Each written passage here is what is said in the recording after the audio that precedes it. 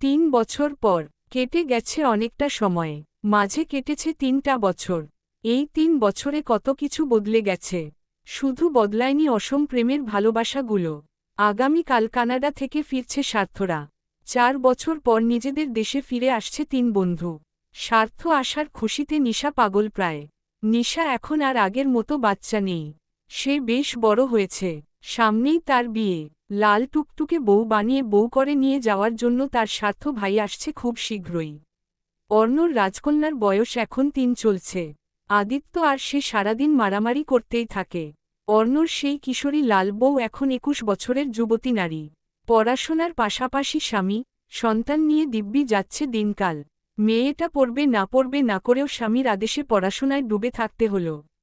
চোখের পলকে দিন কেটে যাচ্ছে যেন।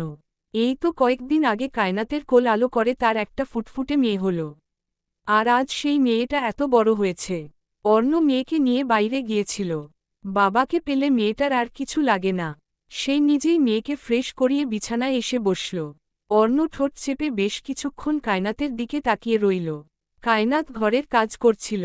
হঠাৎ করেই অর্ণর লাগাম ছাড়া কথা শুনে সে কাজ ফেলে ফট করে তাকালো অর্ণর দিকে। দাঁত চিবিয়ে বলল, একটু তো লজ্জা শরম করুন, বেহায়া লোক। মেয়ে যে পাশে বসে আছে চোখে দেখছেন না? অর্ণ আর চোখে মেয়ের দিকে তাকিয়ে শুধোয়। মেয়ে বাপের সাইডে তাই মাইন্ড করছে না সে। অসভ্য লোক একটা। আসো না, দিন দিন জল্লাদের মতো হয়ে যাচ্ছ তুমি। কায়নাত হাতে রাখা কাশরিকার মোটা জ্যাকেট অর্ণর দিকে ছুঁড়ে মেরে বলল, আর একটা বাজে কথা বললে আপনার খবর আছে। অর্ণ শেষে উঠে দাঁড়াল। বউয়ের নিকট এগিয়ে যেতেই কায়নাত দুপা পিছিয়ে গিয়ে চোখ রাঙাল। অর্ণ এক টানে বউয়ের কোমর জড়িয়ে ধরে কাছে আনতেই কায়নাত হকচকিয়ে কিছু বলার আগে অর্ণ শুধোয়, এই মেয়ে, বিয়ে হয়েছে আজ কত বছর? কায়নাত ভ্রু কুঁচকে বলল, অনেক বছর। তাহলে এখনো আপনি আপনি করো কেন? তুমি বলে ডাকো। কায়নাত মুখ বাঁকিয়ে বলে, বুড়ো বয়সে ভীমরতী। অর্ণ বলিষ্ঠ হাত দিয়ে কায়নাতের চোয়াল চেপে ধরে নিজের দিকে ফিরিয়ে বলল, আমার নাম ধরে ডাকো একবার। কায়নাত মানা করল, সে কিছুতেই নাম ধরে ডাকতে পারবে না। অর্ণ আর চোখে মেয়ের দিকে তাকিয়ে দেখল সে উল্টো ঘুরে খেলনা দিয়ে খেলায় ব্যস্ত। সে ঝুঁকে এসে হঠাৎ ওষ্ঠ চেপে ধরল তার ওষ্ঠ দ্বারা। কায়নাত ছাড় পেল বেশ কিছুক্ষণ পর।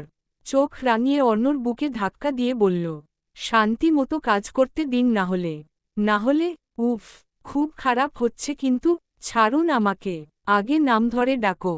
ঠিক তখন কাশরিকা এসে বাবার পা জড়িয়ে ধরল। ছোট্ট ঠোঁটখানা নাড়িয়ে বলল, লাট সাহেব। অর্ণ হতভম্ব মেয়ের মুখে এই ডাক শুনে সে কটমট করে কায়নাতের দিকে তাকাল। বেয়াদব মহিলা, তুমি মেয়েকে এসব শেখাচ্ছ? সে কায়নাতকে ছেড়ে মেয়েকে কোলে তুলে নিল। নিশ্চিত একটু পর প্রেম কিংবা আদাল এসে ওকে নিয়ে যাবে। সে মেয়ের ছোট্ট নাক টেনে দিয়ে বলল, এই নামে তোমার মা ডাকে আমায় বুঝেছ? তুমি বাবা বলে ডাকবে কেমন? কাশরিকা ঠোঁট উল্টে মায়ের দিকে তাকাল। কায়নাত মেয়ের দিকেই তাকিয়েছিল। সে মায়ের কোলে যাওয়ার জন্য হাত বাড়াতেই কায়নাত কোলে তুলে নিল তাকে। কাশরিকা মায়ের কাঁধে মাথা রেখে বাবাকে বলল, বাবা, তোমাকে লাট সাহেব বলে ডাকব না? না মা। সে ঠোঁট উল্টে অভিমানী চোখে বাবার দিকে তাকিয়ে রইল। অর্ণ কোলে নিতে চাইলেও মায়ের কোল থেকে নামল না।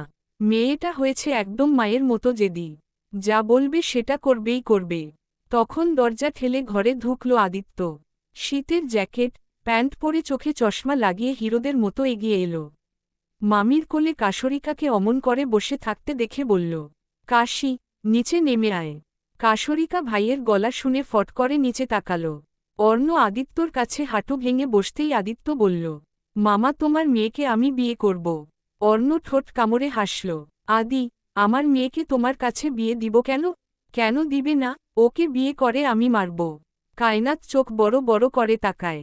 তার মেয়েকে মারার জন্য এই ছেলে ওকে বিয়ে করতে চাইছে ভাবা যায়? আদিত্য মামির শাড়ির আঁচল টেনে ধরল। কায়নাত নিচু হয়ে মেয়েকে নামিয়ে দিতেই আদিত্য কাশরিকার এক হাত মুঠোয় নিয়ে বলল, চল তোকে বিয়ে করব। কাশরিকা বোকা বোকা চোখে আদিত্যর দিকে তাকিয়ে রইল। অর্ণ ঠোঁট কামড়ে হাসল।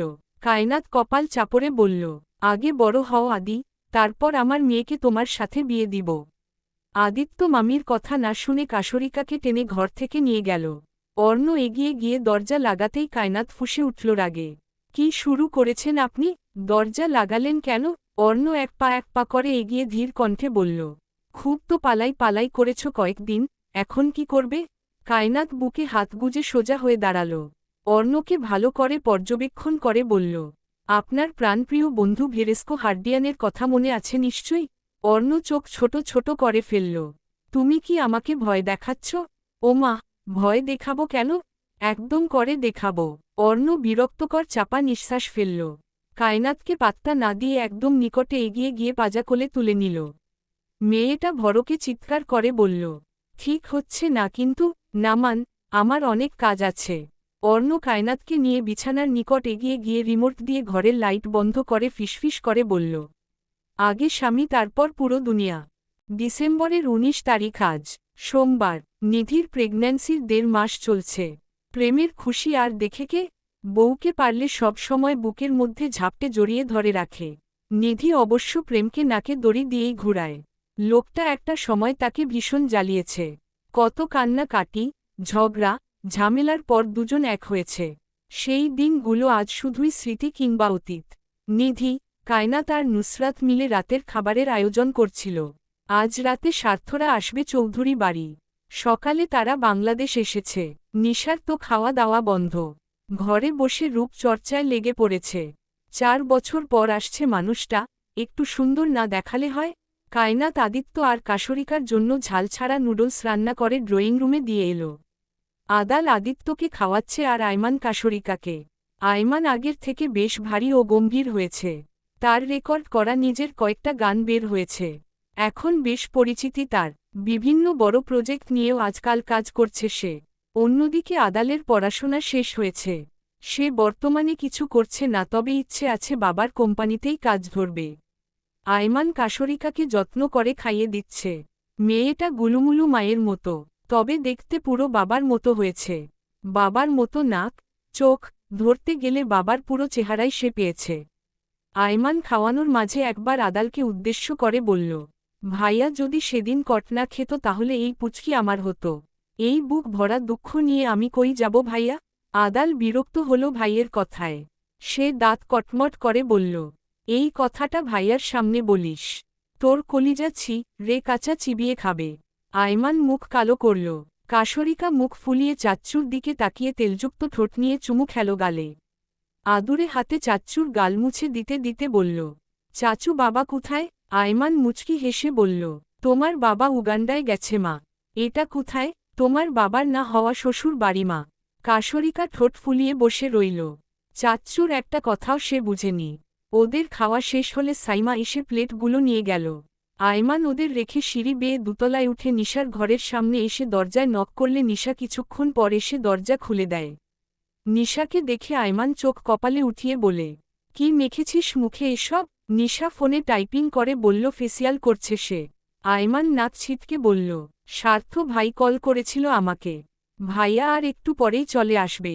আয়মান চলে যেতেই নিশা দরজা আটকে দৌড়ে ওয়াশরুমে ঢুকল। 10 মিনিটের মধ্যে গোসল করে ভেজা চুলগুলো ঝেড়ে ফেলল। চুলগুলো বেশ বড় হয়েছে কায়নাতের যত্নে। কোমর ছাড়িয়েছে সেগুলো।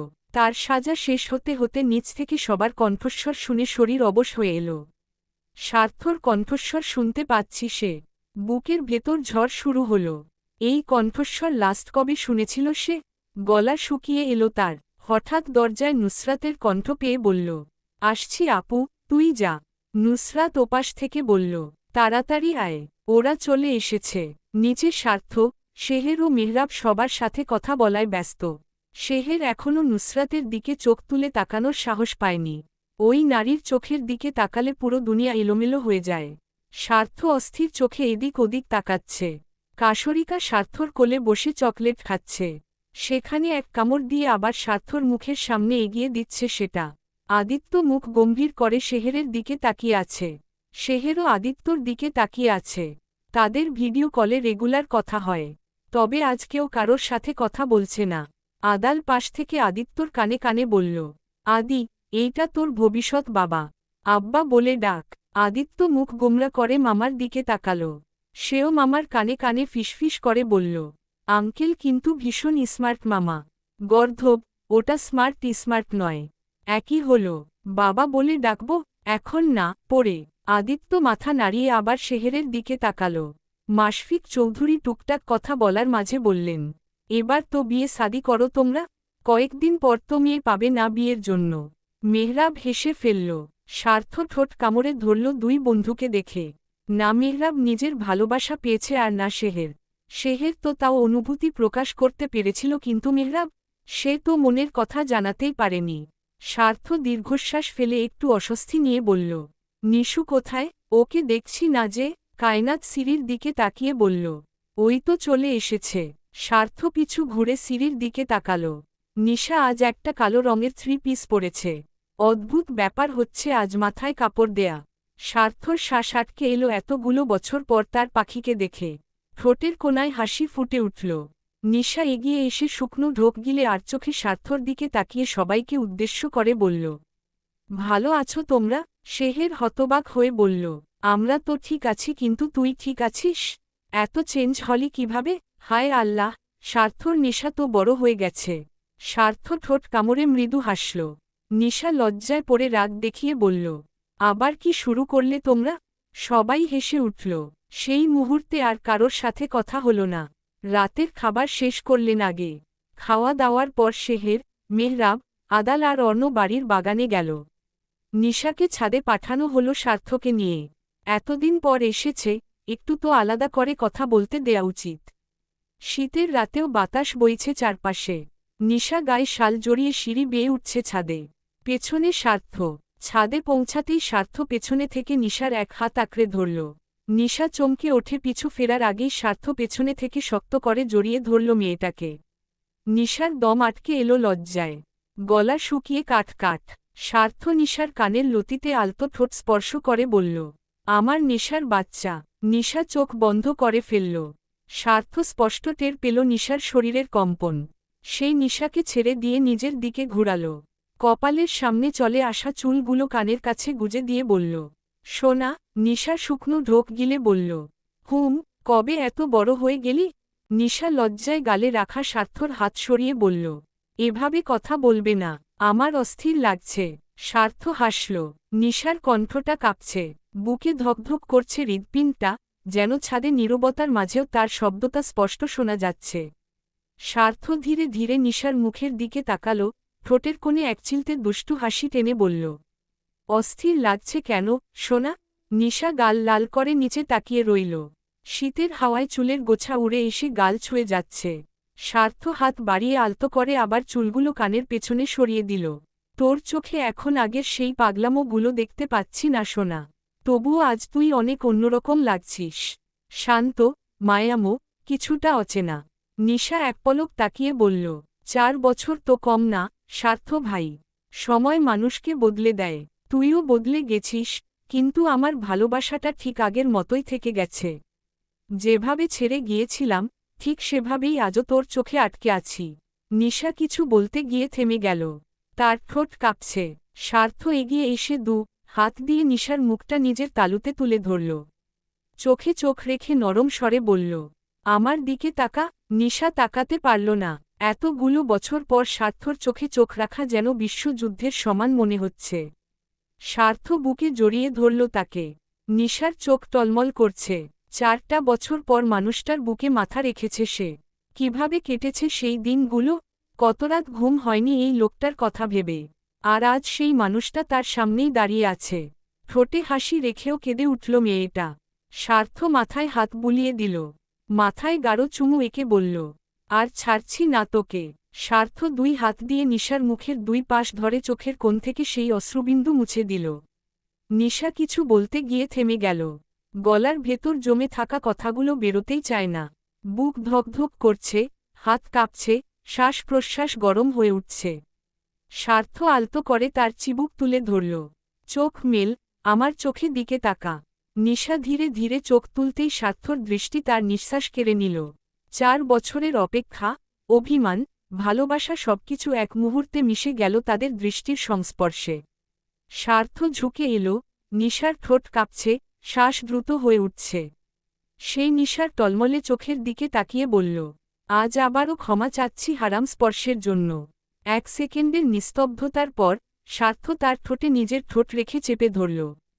একটা দীর্ঘ নিঃশ্বাসে মিশে গেল 4 বছরের জমে থাকা সমস্ত তৃষ্ণা, ভালোবাসা আর অভিমান। নিশা চোখ বন্ধ করে ফেলল। তার আঙুলগুলো স্বার্থর শার্টের কলারে আঁকড়ে ধরেছে। সময় থমকে গেছে যেন। বাতাসও স্তব্ধ।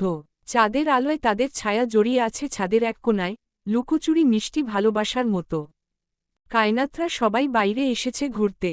আজ স্বার্থ আর শেহের ট্রিট দিবে সবাইকে। কাশরিকা আর আদিত্য সেম কালারের ড্রেস পরেছে। নিশা 2 পুচকুর জন্য সেম বাচ্চাদের কাপল ড্রেস কিনে এসেছিল। কাশরিকা গোল একটা সাদা রঙের জামা পরেছে আর আদিত্য সাদা শার্ট, কালো প্যান্ট পরে সব সময়ের মতো চোখে চশমা দিয়েছে। আদিত্য কাশরিকার হাত শক্ত করে আঁকড়ে ধরে বলল, এই, তোকে না লাল বউ সাজতেন বলেছিলাম, জামা পরেছিস কেন? কাশরিকা মাথা উঁচিয়ে তাকালো ভাইয়ের দিকে। আদিত্য বয়সের তুলনায় একটু লম্বা। কাশরিকা ঠোঁট উল্টে বলল, বউ সাজে কি মনে? তোর মা যেভাবে সাজে। তোকে কিন্তু আমি বিয়ে করব না কাশি। বউ না সাজলে থাপ্পড় খাবি আমার হাতে। কাশরিকা ছলছল চোখে কাদো কাদো গলায় বলল, তোমাকে আমি বিয়ে করব না। তুমি পুচা। আদিত্য রেগে গেল ওর কথা শুনে। কাশরিকার 2 গাল তার শক্ত হাতের মুঠোয় নিয়ে বলল, বিয়ে করবি না? তোকে বিয়ে করে খুব মারব আমি দেখিস। ফাজিল শ্বশুরের ফাজিল মেয়ে। নিশা কোমরে হাত রেখে রাগ দেখিয়ে বলল, আদি কি হচ্ছে এটা? ছাড় ওকে। আদিত্য কাশরিকাকে ছেড়ে দিয়ে সোজা হয়ে দাঁড়াল।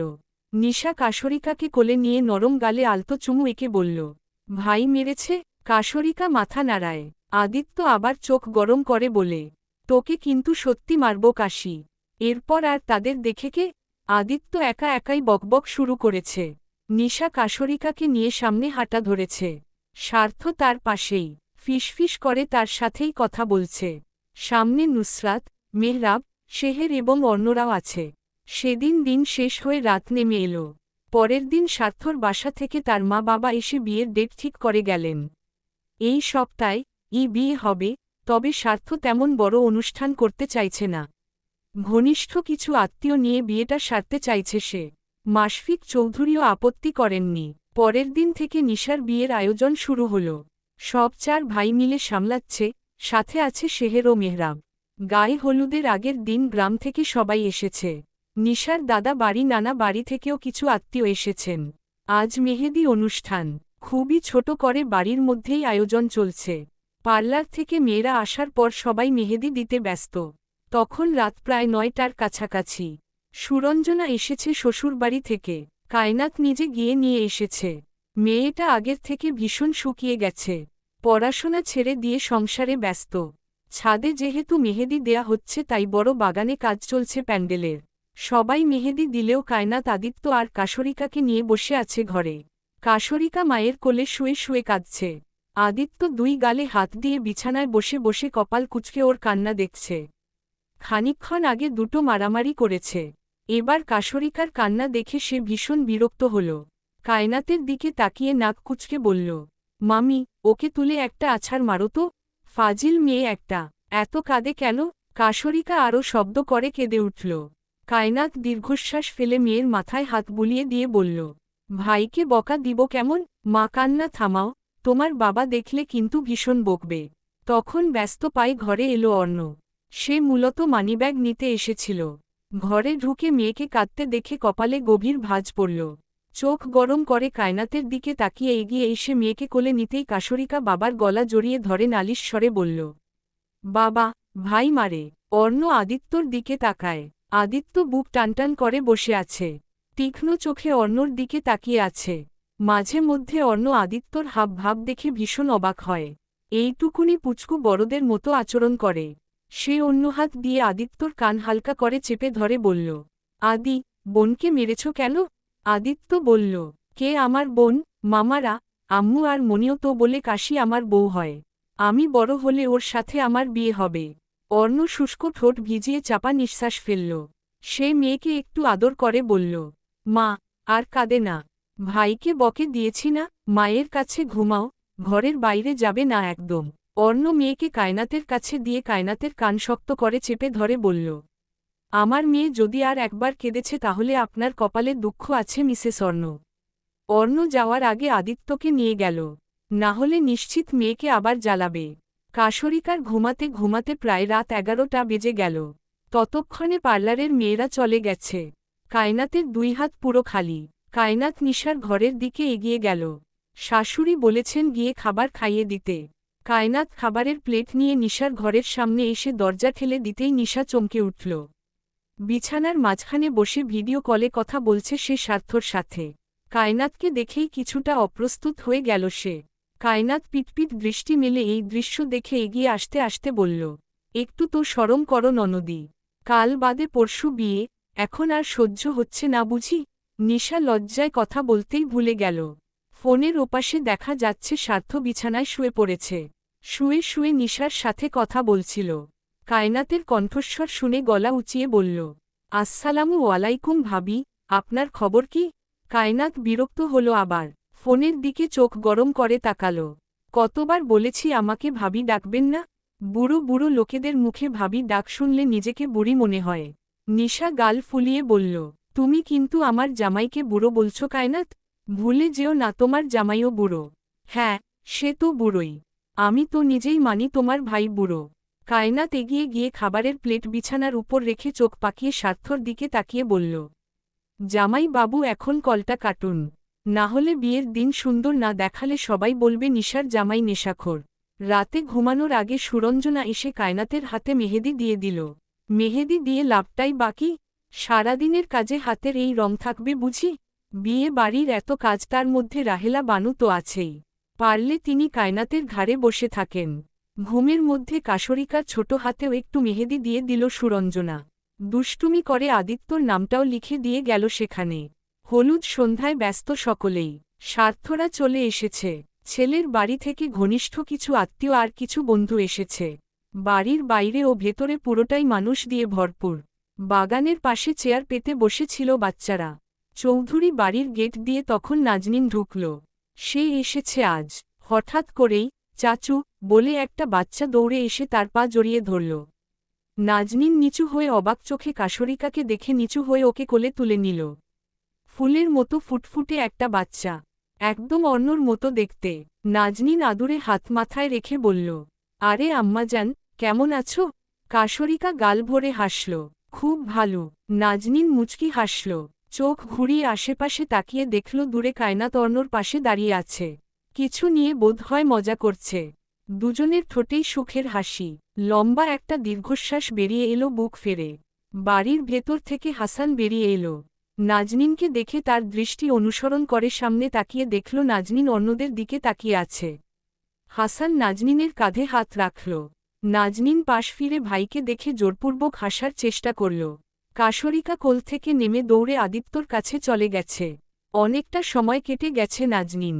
জীবন কখনোই কারোর জন্য থেমে থাকে না। তোর তো একটা জীবন আছে বল, আর কতদিন দুঃখগুলো এভাবে চেপে রাখবি?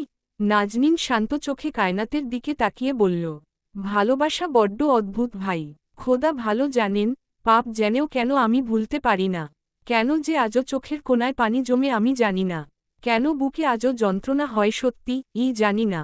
ভালোবাসা নাকি বারবার হয়? তাহলে আমি কেন অন্য কাউকে ভালোবাসতে পারিনি বলো তো? আমার বড্ড মায়া হয় আমার জন্য জানো। আমার মতো হতভাগা আর কোথায় আছে বলো তো ভাই?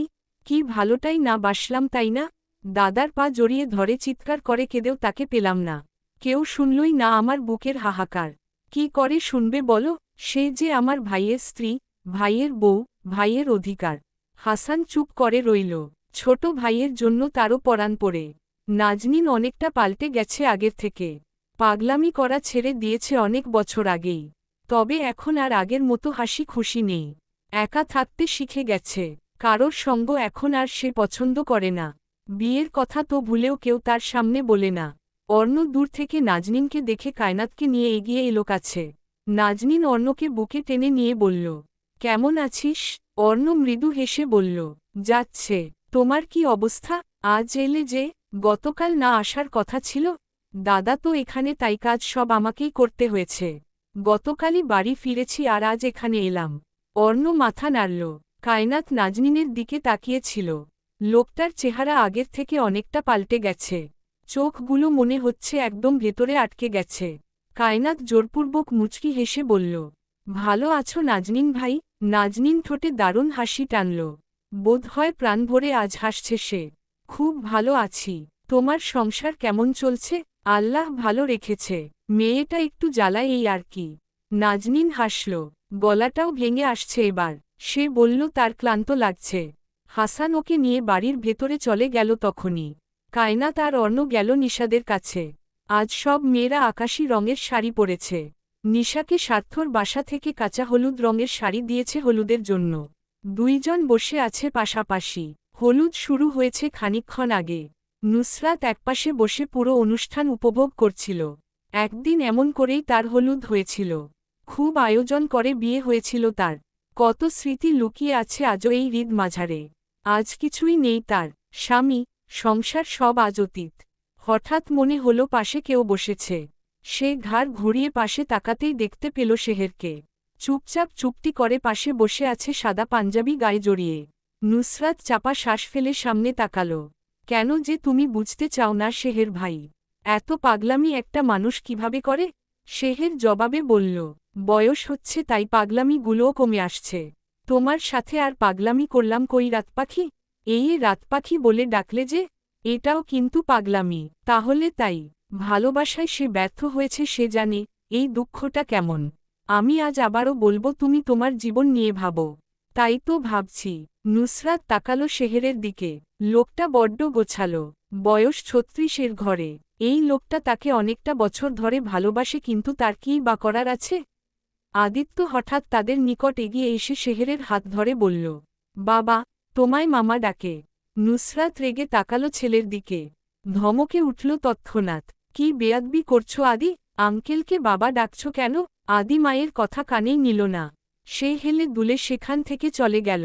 শেহের বোধ হয় মুচকি হাসল। এই স্বার্থ আর প্রেম পারেও বটে। দুই বাদর মিলে আদিত্যকে বড্ড পাকিয়ে ফেলেছে। শেহের চেয়ার ছেড়ে উঠে দাঁড়াল। আর চোখে একবার নুসরাতের বিব্রতকর বদন পানে তাকিয়ে শান্ত কণ্ঠে বলল, আমি জানি তুমি আমার হবে না। আমি চাইও না জোর করে এক হতে, তবে আমি তোমার অপেক্ষায় থাকব মৃত্যুর আগ অবধি। দেখি সৃষ্টিকর্তা আমায় ফেরায় নাকি। আপনি আমায় ভালোবাসলেন কেন? অর্ণ মেয়েকে বুকের উপর নিয়ে শুয়েছিল। মেয়েটা বাবার বুকেই ঘুমিয়ে গেছে। হঠাৎ কায়নাতের এহেন প্রশ্ন শুনে বলল, হঠাৎ এই প্রশ্ন? মন চাইল। ভালোবাসা কখনোই এক দেখায় হয় না। তোমাকে প্রথমবার দেখে ভালোলাগা কাজ করেছিল ঠিকই, কিন্তু ভালোবাসা হয়নি। বিয়ের পর আস্তে আস্তে তোমার পাগলামিগুলো বাধ্য করেছে তোমায় ভালোবাসতে। কে জানে কেমন করে পাগল হলাম তোমার প্রেমে। আপনি আমার সাথে আগে এত খারাপ ব্যবহার কেন করতেন? তোমার থেকে দূরে থাকার জন্য। আমি বড্ড উন্মাদ, তোমাকে কাছে রাখতে চাইনি তোমার মায়ে জড়িয়ে যাব বলে। শেষে কি হলো? ফেঁসে গেলাম। তাহলে এত কষ্ট দিয়ে কি লাভটা হলো? অর্ণ ঘাড় ঘুরিয়ে লাল টুকটুকে বউয়ের দিকে তাকাল। কপালে নরম ঠোঁট ছুঁয়ে বলল, এই ভুলের ক্ষমা হয় ম্যাডাম? হয় না, তবুও ক্ষমা করে দিয়েছি আপনাকে। বলুন তো কেন ক্ষমা করেছি? কেন করেছ? কারণ আপনাকে আমি ভালোবেসেছিলাম। আপনার মতো পাষাণ একটা লোককে খুব করে ভালোবেসে ফেলেছিলাম। তাহলে এখন এত অভিযোগ কিসের? কায়নাত মুচকি হেসে মেয়ের পাশেই অর্ণর বুকে মাথা রাখল। লম্বা শ্বাস টেনে কথা গুছিয়ে নিল। আপনাকে কি বলে ধন্যবাদ দিব বলুন তো? সুখ কি জিনিস কোনোদিন বুঝতেই পারিনি। বড্ড খারাপ আমার এই কপাল জানেন তো। ছোট থেকে খুব কষ্ট করে বড় হয়েছি। কত অত্যাচার, নির্যাতন, অপবাদ, কলঙ্ক নিয়ে আজ এই অবধি এসেছি। আজ আপনি আমার জীবনে না থাকলে কি হতো আমার? আপনাকে পেয়ে আমি সব পেয়েছি। আমার কত বড় একটা সংসার দেখেছেন। বাবা মা, ভাই বোন, স্বামী, সন্তান সব আছে আমার। অথচ একটা সময় আমি নিঃস্ব ছিলাম। নিজের বলতে আল্লাহ ছাড়া কেউ ছিল না। একটা সময় আল্লাহর কাছে ভীষণ অভিযোগ করেছিলাম আপনার মতো একটা মানুষকে আমার জীবনে জোড়ানোর জন্য, কিন্তু আজ আমি সেই মানুষটার জন্যই পরিপূর্ণ। এত ভালোবাসা দিয়ে আমায় মুড়িয়ে রেখেছেন যে অভিযোগ করার মতো কিছু পাই না। কেন এত ভালোবাসলেন আমায়? অর্ণর ঠোঁট জুড়ে প্রাপ্তির হাসি। কায়নাত নয়, বরং সে কৃতজ্ঞ আল্লাহর কাছে কায়নাতের মতো একজন জীবন সঙ্গী হিসেবে তার জীবনে পাঠানোর জন্য। আজ গায়ে হলুদের অনুষ্ঠান শেষ হয়েছে। কাল নিশার বিয়ে। অর্ণর মনটা বড্ড খারাপ। ছোট বোনটাকে বিদায় দেওয়ার সময় হয়েছে। কত জ্বালিয়েছে মেয়েটা তাকে। দেখতে দেখতে অনেক বড় হয়ে গেছে। কায়নাত অনুভব করল অর্ণর চোখের কোণায় পানি টলমল করছে। সে যত্ন করে চোখের পানি মুছে দিয়ে বলল, খারাপ লাগছে? অর্ণ শুষ্ক ঠোঁট ভিজিয়ে বলল, নিশা খুব ছোট থাকতে এই বাড়িতে এসেছে। কয় মাসের বাচ্চা ছিল ঠিক মনে নেই। আমার বয়স তখন 13-14 হবে হয়তো। নতুন বোন পেয়ে ভীষণ খুশি হয়েছিলাম। দুজন বোন আমার চোখের মণি। নিশাকে কাশরিকার মতো করেই বুকের মাঝে নিয়ে ঘুমিয়েছি একটা সময়ে। সেই দিনগুলো কত তাড়াতাড়ি চলে গেল। কালও চলে যাবে আমাদের ছেড়ে।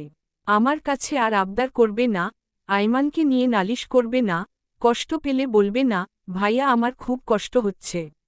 স্বার্থ ভালো ছেলে। আমি জানি নিশা খুশি থাকবে।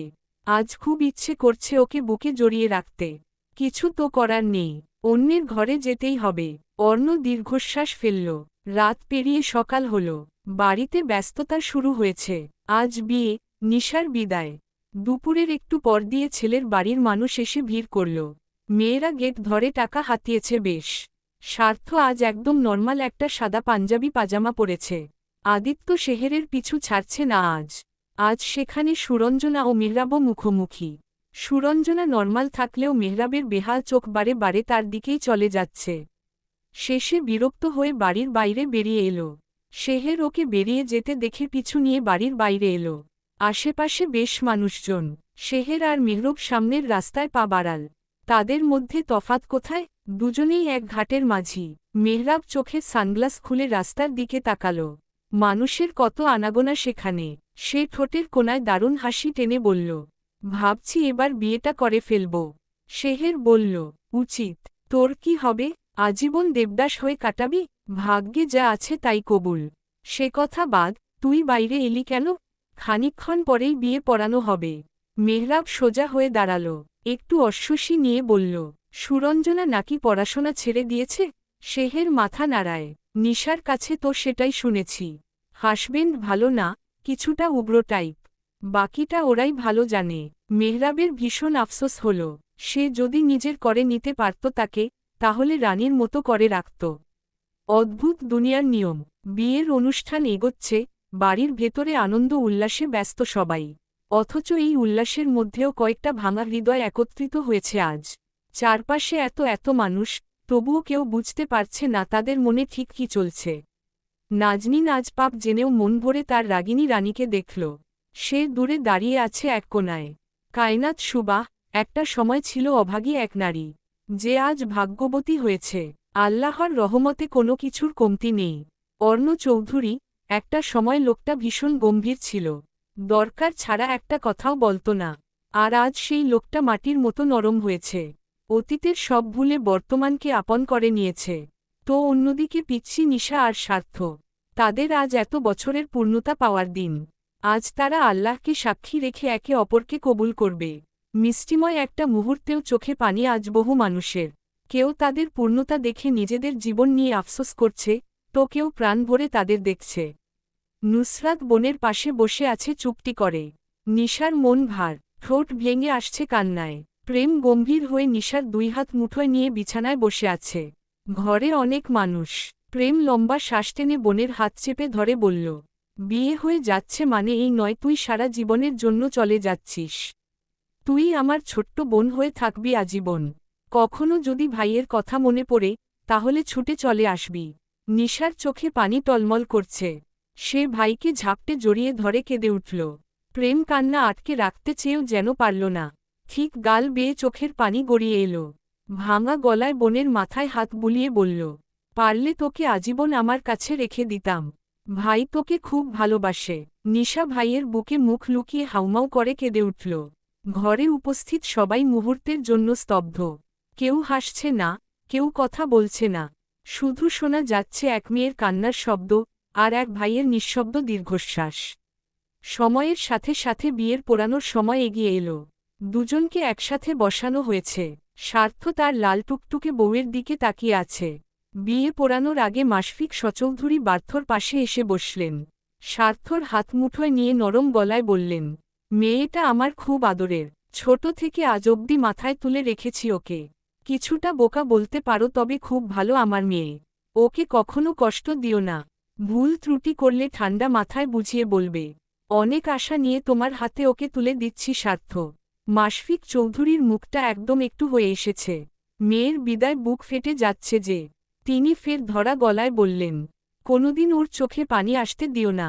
দরকার হলে আমার মেয়েকে আমার কাছে ফিরিয়ে দিও, তবুও কষ্ট দিও না।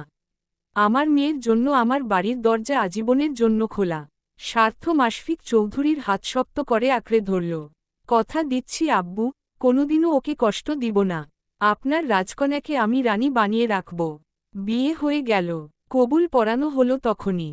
বাড়ির ভেতরে যেহেতু বিয়ের আয়োজন করা হয়েছে তাই সেখানেই মানুষ দিয়ে ভরপুর। নিশা আর স্বার্থ পাশাপাশি বসে আছে। কাশরিকা স্বার্থর কোলে বসে আদিত্যর সাথে কথা কাটাকাটি করছে। কায়নাত আর অর্ণ একপাশে দাঁড়িয়ে সবটা পর্যবেক্ষণ করতে ব্যস্ত।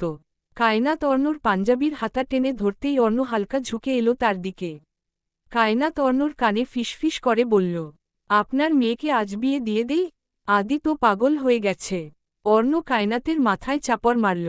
বেয়াদব মহিলা, থাপ্পড় চেনো? ও মা, এখন কি একটু মজাও করতে পারবো না? আপনি আমায় কথায় কথায় মারেন কেন? অর্ণ আশ্চর্য হয়ে বলল, তোমায় মারলাম কবে? কায়নাত ঠোঁট বাঁকাল। নিশা আর স্বার্থর সাথে সবাই স্মৃতি সিহেবে এক ফ্রেমে ছবি রাখার জন্য একত্রিত হয়েছে। অর্ণর পাশে কায়নাত, আর বাবার কোলে কাশরিকা। নুসরাত আর শেহের আজ পাশাপাশি, মাঝে আছে দুষ্টু আদিত্য। সবাই একসাথে দাঁড়ানোর পর বেশ কয়েকটা ছবি তোলা হল। বিয়ের আয়োজনও শেষ হয়ে এসেছে। নিশা ও স্বার্থকে ঘিরে সবাই হাসছে, মজা করছে, কিন্তু ভেতরে ভেতরে কারো কারো চোখ ভিজে উঠছে। কায়নাত একটু দূরে দাঁড়িয়েছিল, দেখছিল মেয়েটাকে। কিশোরী বয়সের বান্ধবী ছিল মেয়েটা। ভালো একজন বোন, ননদ, বন্ধু সবটাই ছিল নিশা। তার ঠোঁটের কোনায় হাসি, অথচ চোখে জল। অর্ণ পেছনে থেকে এসে আলতো করে ওর কাঁধে হাত রাখল। অর্ণ নরম গলায় বলল, বুকের ভেতর যতই কষ্ট হোক, ওর হাসিটাই শেষ কথা। ওর চোখে যেন কখনো কান্না না আসে, সেই দোয়া করো। বিয়ের পরে নিশার গাড়ি যখন বাড়ি থেকে বের হচ্ছিল, সবাই দাঁড়িয়েছিল গেটের পাশে। কাশরিকা মায়ের আঁচল ধরে কাঁদছে। মা, ফুপি কুই যাই? কায়নাত কাপা গলায় বলল, নিজের ঘরে যাচ্ছে। গাড়িটা ধীরে ধীরে দূরে মিলিয়ে গেল। স্বার্থ জানালার পাশে বসা নিশার হাতটা শক্ত করে ধরে রেখেছিল। নিশার চোখ ভিজে, কিন্তু মুখে প্রশান্তি। আল্লাহ আজ তাদের এক করে দিয়েছেন। কত বছরের অপেক্ষার পর আজ তারা এক হয়েছে। রাতের বেলায় অর্ণর ঘরে নরম আলো। বাইরে আকাশে চাঁদ উঠেছে। কায়নাত চুপচাপ জানালার পাশে দাঁড়িয়ে আছে। অর্ণ এসে তার পাশে দাঁড়াল। অর্ণ নিচু স্বরে বলল, আমাকে ডাকছিলেন? কায়নাত মাথা নেড়ে বলে, হুম। নামের আগে কি লাগিয়ে? লাট। তারপর সাহেব। শেষে আই লাভ ইউ। অর্ণ কায়নাতকে বুকের কাছে টেনে বলল, লাভ ইউ টু। ভাবছেন কি আপনি? আমাদের প্রেমবসন্তটা যেন সত্যিই শেষ হয়ে গেল আজ। অর্ণ হাসল। শেষ নয়, সবে শুরু। প্রেমবসন্তের ফুল ফুটেছে কায়নাত সুবার সংসারের বাগানেও। দুজনের চোখে চোখ পড়ল। মুহূর্তটা যেন থেমে গেল। শান্ত পরিবেশ, বাতাসের গন্ধ, সবকিছু মিলেমিশে এক অদ্ভুত শান্তিতে ভরে উঠল ঘরটা। ভালোবাসা মানে আমাদের প্রেমবসন্ত। তুমি সেটা আমাকে শিখিয়েছ কায়নাত। কায়নাত হেসে চোখ বন্ধ করল। আর আপনি শিখিয়েছেন, ভালোবাসা মানে অর্ণ চৌধুরী। গল্প শেষ হয় না, বরং শুরু হয় এক নতুন অধ্যায়, যেখানে প্রেমবসন্ত শুধু ঋতু নয়, এটা তাদের জীবনের এক চিরসুখময় অনুভূতি। সমাপ্ত।